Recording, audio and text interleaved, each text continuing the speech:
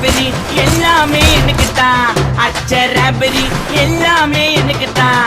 புச்ச பொருள் பாரு தடிங்கள் கணக்கு தான். 10 பொருவன் 10